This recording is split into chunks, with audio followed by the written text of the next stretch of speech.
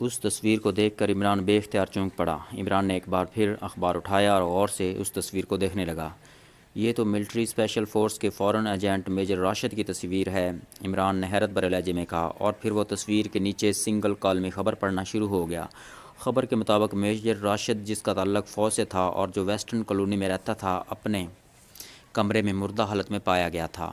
اس کا جسم بری طرح سے سوجا اور پھولا ہوا تھا، یوں لگ رہا تھا جیسے اس پر بے شمار شہد کی مکھیوں نے حملہ کر دیا ہو اور ان مکھیوں نے میجر راشد کو بری طرح سے کاٹ کھایا ہو۔ خبر میں یہ بھی لکھا تھا کہ میجر راشد کے کمرے میں چند سرخ رنگ کی مردہ مکھیاں بھی ملی تھیں، جنہیں شاید میجر راشد نے حملے کے دوران کسی چیز سے مارنے کی کوشش کی تھی۔ اس سرخ مکھیوں کو دیکھ کر اس بات کا صاف اندازہ لگایا جا سکتا تھا کہ میجر راشد پر سرخ مکھیوں نے ہی حملہ کیا تھا، جو انتہائی زہریلی تھیں، اور ان کے زہر کی وجہ سے میجر راشد ہلاک ہو گیا تھا، اور ہلاک ہونے کے باوجود اس کا جسم سوج کر بری طرح سے پھول گیا تھا، اس لیے اسے فوراً لے جا کر قریبی قبرستان میں سپرد خاک کر دیا گیا تھا۔ خبر میں یہ بھی لکھا تھا کہ ویسٹرن کالونی میں سرخ مکھیوں کی موجودگی نے وہاں اچھی خاصی دہشت طاری کر دی تھی۔ کسی کی سمجھ میں نہیں آ رہا تھا کہ سرخ مکھیاں کہاں سے آئی تھیں اور ان سرخ مکھیوں نے کسی اور پر حملہ کرنے کی بجائے صرف میجر راشد پر ہی کیوں حملہ کیا تھا، جبکہ اس کے گھر میں اس کی بیوی، اس کے بچے اور کئی ملازم بھی ساتھ رہتے تھے۔ اس طرح ارد گرد کے مکینوں کو بھی سرخ مکھیوں نے کوئی نقصان نہیں پہنچایا تھا۔ خبر کے مطابق میجر راشد کا تعلق فوج کے ایک حساس سیکشن سے تھا اور وہ حاضر سربست تھا، اس لیے اس کی ناگہانی ہلاکت پر بے حد افسوس کیا جا رہا تھا۔ ان کی رہائش گاہ کی ملٹری اسپیشل فورس خصوصی طور پر چیکنگ کر رہی تھی تاکہ وہ ان زہریلی سرخ مکھیوں کو ڈھونڈ سکیں جنہوں نے میجر راشد پر حملہ کیا تھا، اور تاکہ وہ دوبارہ کسی اور پر حملہ نہ کر سکیں، لیکن تاحال ان سرخ مکھیوں کا کچھ پتہ نہیں چل رہا تھا کہ وہ کہاں سے آئی تھیں اور کہاں گئی تھیں۔ حیرت ہے، میجر راشد پر سرخ مکھیوں نے حملہ کیا تھا، لیکن یہ سرخ مکھیاں پاک ایشیا میں کہاں سے آ گئیں؟ سرخ مکھیوں کا وجود پاک ایشیا میں تو کیا پورے ایشیا میں کہیں نہیں ہے؟ یہ زہریلی مکھیاں یا تو افریقہ کے گھنے جنگلوں میں پائی جاتی ہیں یا پھر برازیل کے جنگلوں میں، اور وہاں بھی ان کی نسل اب ناپید ہوتی جا رہی ہے، کیونکہ افریقی اور برازیلی حکام جنگلوں کے گرد موجود قصبوں اور شہروں کو زہریلی سرخ مکھیوں سے بچانے کے لیے سپرے کرتے رہتے ہیں، عمران نے حیرت بھرے لہجے میں کہا۔ وہ چند لمحے سوچتا رہا، پھر اس نے اخبار دوبارہ میز پر رکھا اور ایک بار پھر سلیمان کو آواز دینا شروع ہو گیا۔ ہاں، کیا مصیبت ہے، آرام سے مجھے ناشتہ بھی نہیں کرنے دیتے ہیں آپ؟ میں سوچ رہا تھا کہ میں آج حریرہ مکوی جات کا ڈبل ناشتہ کر کے باہر جاؤں گا تاکہ شہر بھر کی بلیاں ڈھونڈ کر لا سکوں، لیکن ابھی میں نے ناشتے کا ایک لقمہ بھی نہیں لیا کہ آپ پھر چینک چینک کر مجھے آوازیں دینا شروع ہو گئے ہیں۔ سلیمان نے کمرے میں داخل ہوتے ہوئے انتہائی ناگوار لہجے میں کہا، مجھے یہاں فون لا دو، پھر آرام سے جا کر ناشتہ کرتے رہنا، میں تمہیں دوبارہ آواز نہیں دوں گا، عمران نے سنجیدگی سے کہا۔ تو عمران کی سنجیدگی دیکھ کر سلیمان بھی سنجیدہ ہو گیا۔ حیرت ہے، ابھی چند لمحے پہلے تو آپ حشاش پشاش دکھائی دے رہے تھے، چائے پیتے ہی آپ پر سنجیدگی طاری ہو گئی ہے، کیوں؟ سلیمان نے کہا۔ تم فون لاؤ، مجھے ایک ضروری کال کرنی ہے، جلدی، عمران نے اسی انداز میں کہا تو سلیمان نے ایک طویل سانس لیا اور سر ہلا کر واپس چلا گیا۔ چند لمحوں کے بعد وہ کارڈلیس فون لے کر اندر آیا اور اس نے خاموشی سے کارڈلیس فون عمران کو دے دیا اور چپ چاپ واپس چلا گیا۔ عمران کے چہرے پر بدستور سنجیدگی تھی، اس کے ذہن میں لاتعداد خیالات ابھر رہے تھے۔ اس نے فون کے نمبر پریس کیے اور فون کان سے لگا لیا۔ ایکس2 رابطہ ملتے ہی دوسری طرف سے ایکس2 کی مخصوص آواز سنائی دی، عمران بول رہا ہوں، عمران نے اسی طرح سنجیدہ لہجے میں کہا۔ ارے عمران صاحب، آپ وہ بھی اتنی صبح صبح؟ بہرحال السلام علیکم، عمران کی آواز سن کر بلیک ضرور نے اپنے اصل لہجے میں کہا۔ وعلیکم السلام، یہ بتاؤ کہ کیا تم نے آج کا اخبار دیکھا ہے؟ عمران نے پوچھا۔ آج کا اخبار؟ جی ہاں، وہی دیکھ رہا ہوں، کیوں خیریت؟ کوئی خاص خبر ہے کیا اخبار میں؟ بلیک زیرو کی حیرت بھری آواز سنائی دی۔ ہاں، خاص ہی سمجھو، صفحہ نمبر 2 پر نیچے کی طرف فون ایجنٹ میجر راشد کی ہلاکت کی خبر چھپی ہے، وہ دیکھو ذرا، عمران نے اسی انداز میں کہا۔ فورن ایجنٹ میجر راشد؟ او، کہیں آپ ملٹری اسپیشل فورس کے ٹاپ ایجنٹ میجر راشد کی بات تو نہیں کر رہے ہیں؟ بلیک زیرو نے چونکتے ہوئے کہا۔ ہاں، میں اسی کی بات کر رہا ہوں، عمران نے کہا۔ او، اسے کیا ہو گیا؟ میجر راشد اچھا بھلا تھا، پھر اچانک وہ ہلاک کیسے ہو گیا؟ بلیک زیرو نے کہا۔ وہ ہلاک نہیں ہوا، بلکہ اسے ہلاک کیا گیا ہے، اسی لیے کہہ رہا ہوں کہ خبر ملٹری اسپیشل فورس پڑھو، عمران نے اسی لہجے میں کہا۔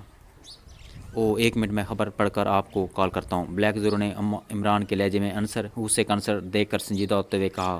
وہ جانتا تھا کہ عمران جب بھی سنجیدہ ہوتا ہے تو کسی انتہائی اہم معاملے کی وجہ سے ہوتا ہے۔ اوکے، میں تمہاری کال کا انتظار کر رہا ہوں، عمران نے کہا تو بلیک زیرو نے اوکے کہہ کر رابطہ ختم کر دیا۔ عمران نے کارڈلیس فون پر میز پر رکھ دیا۔ اس کے چہرے پر بدستور حیرت اور پریشانی کے تاثرات دکھائی دے رہے تھے۔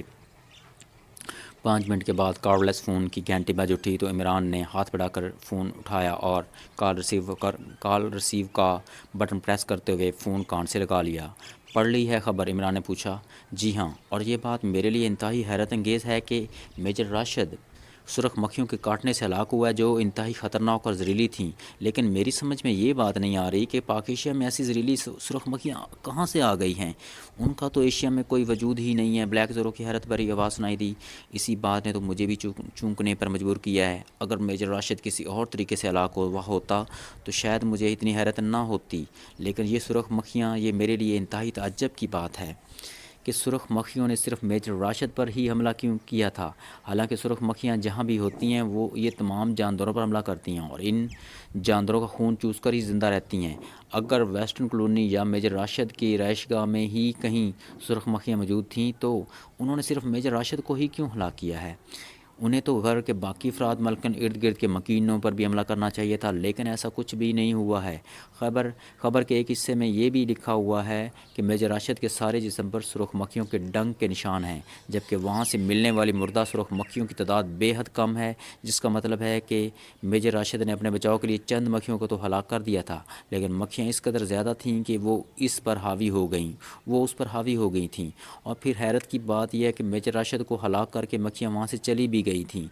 ملٹری اسپیشل فورس کو ابھی تک وہاں سے کوئی زندہ سرخ مکھی نہیں ملی ہے، عمران نے کہا۔ ہاں واقعی، یہ سب باتیں تو اس طرف اشارہ کر رہی ہیں کہ اس سرخ مکھیوں کو صرف میجر راشد کو ہلاک کرنے کے لیے چھوڑا گیا تھا، انہوں نے اپنا کام کیا اور وہاں سے نکل گئیں۔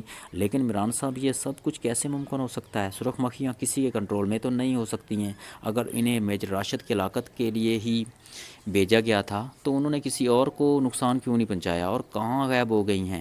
بلیک زیرو نے حیرت بھرے لہجے میں کہا۔ یہ تو مجھے وہاں جا کر دیکھنا پڑے گا، اصل چکر کیا ہے؟ کیا واقعی میجر راشد سرخ مکھیوں کا ہی شکار ہوا ہے، یا پھر اسے کسی اور طریقے سے ہلاک کر کے جان بوجھ کر وہاں مردہ سرخ مکھیاں پھینک دی گئی ہیں تاکہ یہی کہا جا سکے کہ میجر راشد پر سرخ مکھیوں نے ہی حملہ کیا تھا اور وہ سرخ مکھیوں کے زہر سے ہی ہلاک ہوا تھا، عمران نے کہا۔ او ہاں، واقعی ایسا بھی ہو سکتا ہے، بلیک زیرو نے کہا۔ مجھے کل میجر راشد کا فون آیا تھا، اس نے مجھے بتایا تھا کہ وہ چند روز قبل ہی اسرائیل سے ایک اہم مشن پورا کر کے لوٹا ہے اور وہاں سے اسے ایک ایسی چیز ملی ہے جو بدستور اس کے پاس ہے، اور وہ اسرائیل سے ملنے والی چیز خاص طور پر مجھے دکھانا چاہتا تھا۔ میری آج اس سے ملاقات طے تھی، لیکن آج ہی اس کی موت کی خبر آ گئی، عمران نے کہا۔ ایسی کیا بات چیز تھی اس کے پاس جو وہ آپ کو دکھانا چاہتا تھا؟ کیا اس کے بارے میں اس نے کچھ بتایا تھا آپ کو؟ بلیک زیرو نے پوچھا۔ نہیں، اس نے کہا تھا کہ وہ اس چیز کے بارے میں مجھے فون پر نہیں بتا سکتا، اس لیے اس نے مجھے آج ملنے کے لیے بلایا تھا، عمران نے کہا۔ تو کیا آپ کے خیال کے مطابق میجر راشد کو اس چیز کے لیے قتل کیا گیا ہے جو وہ اسرائیل سے لایا تھا؟ بلیک زیرو نے پوچھا۔ ہاں، ہو سکتا ہے، عمران نے کہا، لیکن اگر وہ اہم چیز تھی تو اس نے وہ چیز اپنے چیف کو کیوں نہیں دی تھی؟ بلیک زیرو نے پوچھا۔ یہ بات میں نے بھی اس سے کہی تھی، تو اس نے کہا تھا کہ اس نے اس چیز کے بارے میں ابھی کرنل دارانی کو کچھ نہیں بتایا۔ وہ پہلے اسرائیل سے ملنے والی چیز مجھے دکھا کر اس پر مشورہ کرنا چاہتا تھا، اس کے بعد ہی وہ اس بات کا فیصلہ کرتا کہ آیا اسے وہ چیز کرنل دارانی، میرا مطلب ہے ملٹری اسپیشل فورس کے چیف کو دینی چاہیے یا نہیں، عمران نے کہا۔ تو کیا جس نے میجر راشد پر جان لیوا حملہ کیا ہے وہ اس کی رہائش گاہ سے وہ چیز لے اڑا ہوگا؟ بلیک زیرو نے پوچھا۔ معلوم نہیں، ان سب باتوں کا علم تو میجر راشد کی رہائش گاہ پر جا کر ہوگا، عمران نے کہا۔ میرے لیے کیا حکم ہے؟ بلیک زیرو نے پوچھا۔ تم سر سلطان سے بات کرو اور ان سے کہو کہ وہ آفیشیل طور پر ملٹری اسپیشل فورس کے چیف کرنل دورانی سے بات کریں اور ان سے کہیں کہ چونکہ عمران میجر راشد کا دوست تھا اس لیے وہ اس کی ہلاکت کی خصوصی طور پر تفتیش کرنا چاہتا ہے، اس لیے اگر عمران میجر راشد کے رہائش گاہ پر جائے تو اس سے خصوصی طور پر تعاون کیا جائے۔ میں اگر خود کرنل درانی سے بات کروں گا تو وہ میری بات نہیں مانے گا، لیکن وہ سر سلطان کی بات نہیں ٹال سکے گا، اس لیے سر سلطان کا اسے فون کرنا بے حد ضروری ہے۔ عمران نے کہا اوکے، میں ابھی سر سلطان سے بات کر کے ان تک آپ کا پیغام پہنچا دیتا ہوں۔ بلیک زیرو نے کہا میرا نہیں، ان تک X2 کا پیغام پہنچاؤ، وہ بھی ایمرجنسی طور پر۔ عمران نے سخت لہجے میں کہا اوکے، جیسا آپ کا حکم۔ بلیک زیرو نے سنجیدگی سے کہا اگر کرنل دورانی اس معاملے میں سر سلطان کی بھی بات ماننے سے انکار کر دے یا انہیں کسی بہانے سے ٹال دے تو تم X2 کی حیثیت سے خود کرنل دورانی سے بات کرنا اور اسے حکم دینا کہ میجر راشد نے ایک دو بار پاک ایشیا سیکرٹ سروس کے لیے بھی کام کیا ہے، اس لیے پاک ایشیا سیکرٹ سروس کا بھی فرض بنتا ہے کہ وہ میجر راشد کی ناگہانی ہلاکت کی اصل وجہ معلوم کرنے کے لیے کام کرے۔ X2 کے حکم کے سامنے کرنل دورانی انکار کر ہی نہیں سکے گا۔ عمران نے کہا ٹھیک ہے، اگر کرنل دورانی نے سر سلطان کی بات نہ مانی تو پھر X2 ہی اس سے بات کرے گا، اور وہ X2 کو علم ہے کہ کرنل دورانی کو کیسے ڈیل کیا جا سکتا ہے۔ بلیک زیرو نے کہا گڈ شو، سر سلطان سے جب بات ہو جائے اور ان کی طرف سے جواب آ جائے تو مجھے بتا دینا، میں تب ایک تک فلیٹ میں ہی ہوں۔ عمران نے کہا، اور دوسری طرف سے بلیک زیرو نے اوکے کہہ کر اس سے رابطہ ختم کر دیا۔ عمران نے فون کی ٹون بحال کی اور پھر ایک بار نمبر پریس کرنے شروع کر دیے۔ یس ٹائیگر اسپیکنگ۔ رابطہ ملتے ہی ٹائیگر کی آواز سنائی دی۔ عمران بول رہا ہوں، عمران نے انتہائی سنجیدہ لہجے میں کہا۔ او یس باس، حکم۔ ٹائیگر کی چونکتی آواز سنائی دی۔ تم ابھی اور اسی وقت میرے فلیٹ پر آ جاؤ، تمہیں میرے ساتھ ایک جگہ جانا ہے۔ عمران نے کہا یس باس، میں 15 منٹ تک آپ کے پاس پہنچ جاؤں گا، ٹائیگر نے جواب دیتے ہوئے کہا۔ اس کی عادت نہیں تھی کہ وہ عمران سے پوچھتا کہ وہ اسے کیوں بلا رہا ہے اور اسے عمران کے ساتھ کہاں جانا ہے۔ وہ عمران کی ہر بات کو حکم کا درجہ دیتا تھا اور اس کے ہر حکم پر بلا چوں چراں کیے عمل کرتا تھا۔ عمران نے ٹائیگر کا جواب سن کر رابطہ ختم کیا اور فون آف کر کے میز پر رکھ دیا۔ اسی لمحے سلیمان ٹرالی دھکیلتا ہوا اندر آ گیا۔ ٹرالی پر عمران کے لیے ناشتہ تھا۔ صاحب، اگر آپ کی سنجیدگی میں تھوڑی سی کمی آئی ہو تو ناشتہ ضرور کر لیجیے گا۔ یہ سارا ناشتہ بنایا تو میں نے اپنے لیے تھا، لیکن آپ کی سنجیدگی دیکھ کر میں ڈر گیا تھا، اور آپ جانتے ہیں کہ ڈرے ہوئے انسان کے حلق سے ایک نوالا تو کیا پانی کا قطرہ تک نہیں اترتا، اس لیے میں یہ سب کچھ آپ کے لیے لے آیا ہوں۔ آپ ناشتہ کر لیں گے تو میرا ڈر قدرے کم ہو جائے گا اور پھر میں اس سے زیادہ مقوی ناشتہ بنا کر آرام سے کر لوں گا۔ سلیمان نے کہا تو عمران بے اختیار مسکرا دیا۔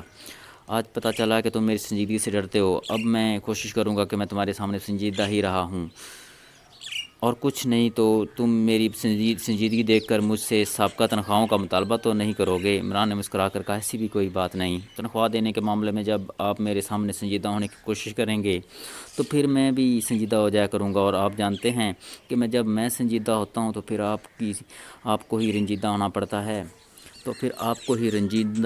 پڑتا ہے سلیمان نے عمران کا موڈ بحال ہوتے دیکھ کر اپنی مخصوص انداز میں کہا تمہیں سنجیدہ دیکھ کر مجھے رنجیدہ ہونا پڑتا ہے، کیا مطلب؟ تمہاری سنجیدگی سے میری رنجیدگی کا کیا تعلق؟ عمران نے حیران ہوتے ہوئے کہا جیسے وہ واقعی سلیمان کی بات کا نہ سمجھ سکا ہو۔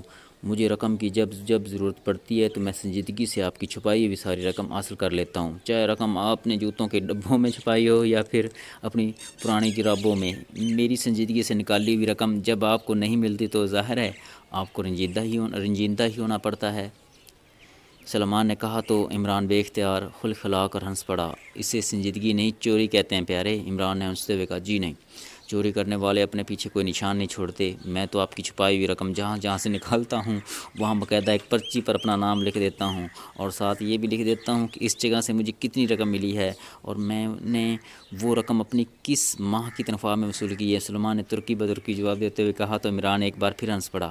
یعنی تم ایسے چور ہو جو اپنے پیچھے اپنا نام و پتہ بھی لکھ کر چھوڑ جاتے ہو، عمران نے ہنستے ہوئے کہا۔ آپ کو تو شکر کرنا چاہیے کہ میں پرچی پر لے جانے والی رقم بھی لکھ دیتا ہوں، ورنہ میری تنخواہیں ادا کرتے کرتے آپ کی نسلیں بھی بڑی ہو جائیں گی، تب بھی میرا حساب بے باک نہیں ہوگا، سلیمان نے کہا۔ جس روز میں نے تمہاری گردن دبا دی تو سارے حساب کتاب خود بخود بے باک ہو جائیں گے، عمران نے کہا۔ ارے باپ رے، پھر تو مجھے جو مل گیا ہے اسے ہی مال غنیمت سمجھ کر یہاں سے بھاگ جانا چاہیے۔ کسی دن آپ نے مجھے ہلاک کرنے کا پروگرام بنا لیا تو میرے سارے خفیہ اکاؤنٹس مختلف ٹرسٹوں میں چلے جائیں گے۔ سلیمان نے بخلا کر کہا تو عمران اس کے انداز پر ایک بار پھر ہنس پڑا اور پھر وہ اطمینان بھرے انداز میں ناشتہ کرنا شروع ہو گیا۔ ٹھیک 15 منٹ کے بعد ٹائیگر اس کے سامنے تھا۔ اگر 5 منٹ پہلے آ جاتے تو جس طرح سلیمان نے اپنا بچا کچا ناشتہ مجھے دیا تھا ایسے ہی میں اپنا بچا کچا ناشتہ تمہیں دے دیتا، سلیمان نے مسکراتے ہوئے کہا۔ عمران نے مسکراتے ہوئے کہا، نو باس، میں ناشتہ کر کے آیا ہوں۔ ٹائیگر نے جواباً مسکرا کر کہا، اچھی بات ہے، دنیا میں ابھی تک تم جیسے خود غرض میرا مطلب ہے کہ خوددار افراد موجود ہیں، ایک میں ہی بیچارہ ہوں جو اپنے ہاتھوں اپنی دولت لٹانے کے باوجود اتار کے ہی ناشتے کرتا پھرتا ہوں۔ عمران نے کرا کر کہا، آپ شاید سلیمان کی بات کر رہے ہیں جو آپ کو ہیلے بہانوں سے اینٹتا بھی رہتا ہے اور آپ کو چائے بھی یہ کہہ کر پلاتا ہے کہ وہ دودھ پتی اور چینی ادھار لاتا ہے۔ ٹائیگر نے مسکراتے ہوئے کہا۔